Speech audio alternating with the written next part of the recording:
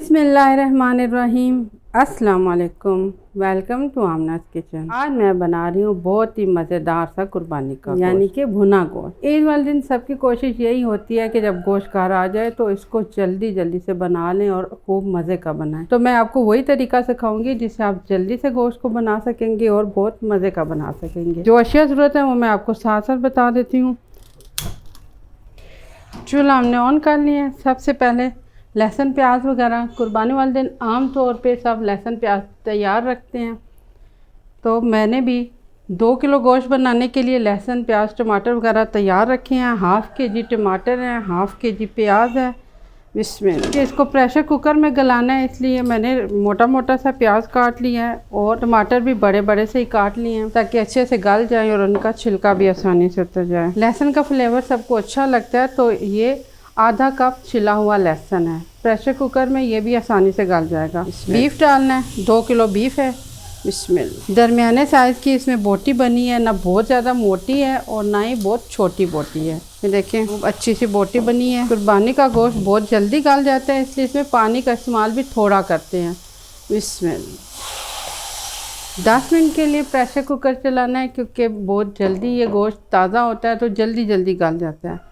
इसलिए सिर्फ 10 मिनट के लिए ही प्रेशर कुकर चलाऊंगी। तो 10 मिनट के हिसाब से मैंने 2 गिलास पानी इसमें डाला है। इसके अलावा टमाटर इतने सारे डाले हैं, टमाटर में भी पानी मौजूद है, गोश्त के अंदर खुद भी पानी मौजूद होता है और फिर प्याज वगैरह हर चीज़ में पानी मौजूद होता है। इसलिए पानी का इस्तेमाल इस दिन कम करते हैं ताकि आपका ज़्यादा टाइम पानी खुश्क करने में ना लगे।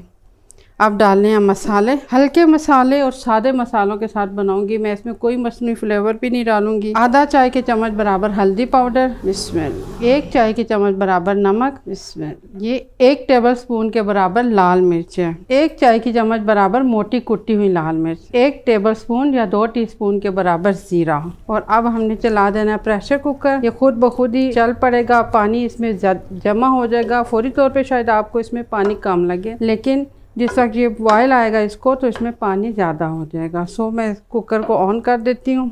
12 मिनट के लिए मैंने प्रेशर कुकर को चलने दिया, उसके बाद चूल्हा बंद किया और अब मैं इसका ढक्कन हटा रही हूँ। बिस्मिल्लाह। ये देखिए काफ़ी सारा पानी इसमें खुश्क हुआ, गोश्त भी अच्छा नरम सा हो गया। ये देखिए आप, ये तो मैंने बाज़ार का गोश्त लिया था, फ्रेश था, लेकिन जब कुर्बानी होगी और गोश्त कुर्बानी का होगा तो आप 2 गिलास पानी के बजाय 1 गिलास पानी डालें, क्योंकि उसमें पानी की मिकदार ज़्यादा होती है।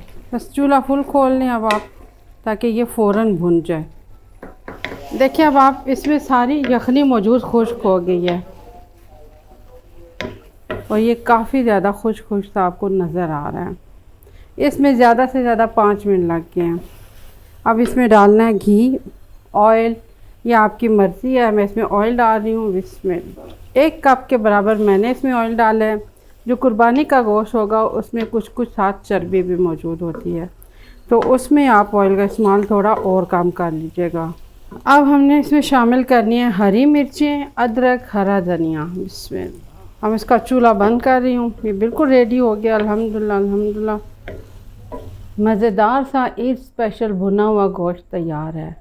ये 1 घंटे से कम टाइम में तैयार हो गया है। बहुत अच्छा, बहुत मज़े का। अब आप इसको सर्व करें, ऊपर लेमन छिड़कें, दही वगैरह के साथ सर्व करें। इंशाल्लाह सबको अच्छा लगेगा। ईद पे हर एक की यही कोशिश होती है कि जल्दी जल्दी गोश्त बना लें, कलेजी बना लें, मगज़ बना लें। मैंने कलेजी की रेसिपीज़ भी आपके साथ शेयर की हुई हैं, मगज़ की मैंने काफ़ी टाइप्स की रेसिपीज़ शेयर की हुई हैं। आप सबको मेरी तरफ से ईद उल अज़हा की खुशियाँ मुबारक हों, और मेरी तरफ से भी। अच्छा जी। और सबसे मज़े की बात यह है कि बाबर बिलाल इस दफ़ा अपनी अर्निंग से अपनी कुर्बानी कर रहा है। अल्लाह ताला इसकी कुर्बानी को कबूल फरमाए। अभी ये मुझे यही ज़िक्र कर रहा था कि मामा बाबा जानी नहीं है, वो भी देखते कि मैं अपनी अर्निंग से पहली दफ़ा ये कुर्बानी कर रहा हूँ।